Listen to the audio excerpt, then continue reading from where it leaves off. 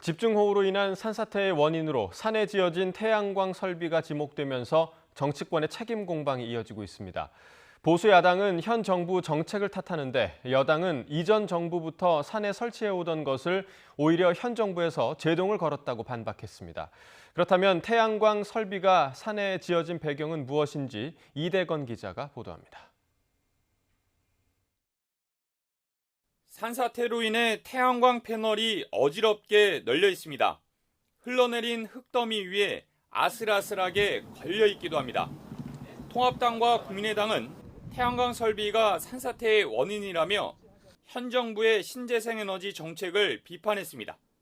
국정조사 추진까지 나오는 상황입니다.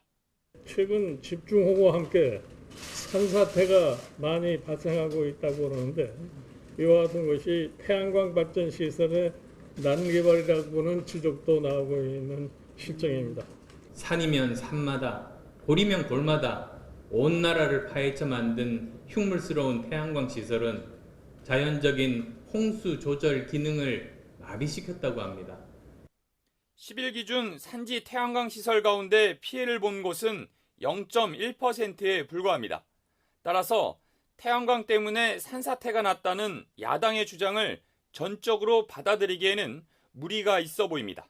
그런데 여기서 중요한 것은 태양광 설비는 왜 산지에 집중적으로 설치되었는가입니다. 태양광 설비는 이명박 박근혜 정부 때부터 적극 장려했습니다. 2012년 RPS 즉 신재생에너지 공급 의무화 제도가 시행되면서 전체 에너지 생산량에 대체 에너지를 반드시 포함했고 2015년에는 REC 즉 태양광 신재생에너지 인증서 정책으로 태양광 발전 의무 공급량을 크게 확대했습니다. 이에 발전 사업자는 수익을 올리기 위해 부랴부랴 태양광 설치 지역을 찾아 나섰고 본격적으로 전국의 산을 개발하기 시작한 겁니다. 이를 위해 임야 형질 변경 등 여러 혜택들이 주어졌습니다. 결국 박근혜 정부 때인 2015년에 태양광이 설치된 산지 면적이 전년도에 비해 3배 정도 급증했고 이후 계속해서 늘었습니다.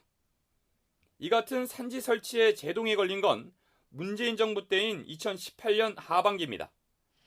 대체 에너지를 늘린다는 명분으로 산림을 무자비하게 훼손하는 건 이치에 맞지 않는다는 판단과 안전성 때문입니다. 그래서 2018년 태양광을 설치할 수 있는 경사도를 이전 25도에서 15도로 바꿨습니다. 지난해로 넘어오면서 산지 설치 면적 증가량이 반 이상 줄어든 이유이기도 합니다. 25도 정도로 높은 데도 올라가다 보니까 이제 빗물에 의해서 흙이 흘러내리면서 시설에 문제가 생겼거든요. 그래서 25도의 경사도를 15도로 그 기준을 더 강화시킨 겁니다. 지금은 기존 산지 태양광에 대한 책임 공방이 아니라 대체 에너지 생산량을 늘리기 위해 새로운 지역을 발굴하는 데 힘을 모아야 할 때로 보입니다. 그게 바로 국회가 해야 할 일이기도 합니다. YTN 이대훈입니다.